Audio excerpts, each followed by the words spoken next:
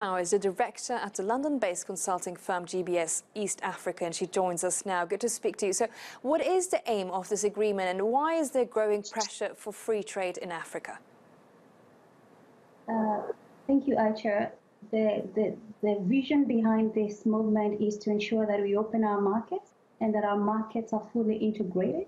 As the world is looking towards nationalism and nationalist politics, as we have witnessed in the last sort of 2 years, both in Europe and America, Africa is moving towards integration. So we are looking at a growing economies of scale and also positioning the region as a competitive destination for investment. And what are the challenges ahead, though, to get all countries on board?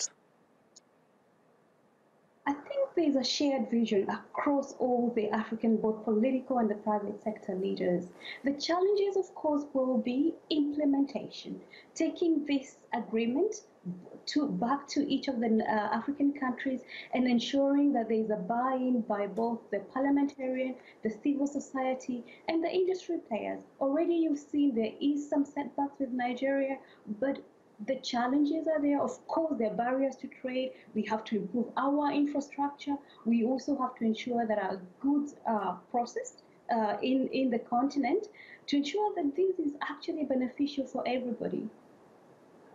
So if the legal framework is set out, which has to be signed by 55 countries of the African Union, what will be next?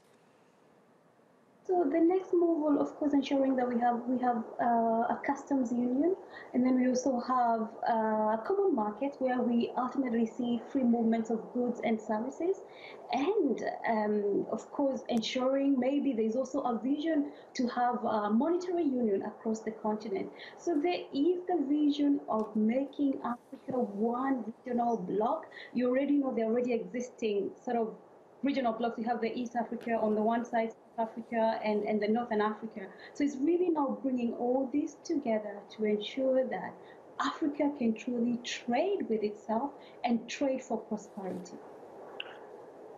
Thank you, Agnes, for that insight there.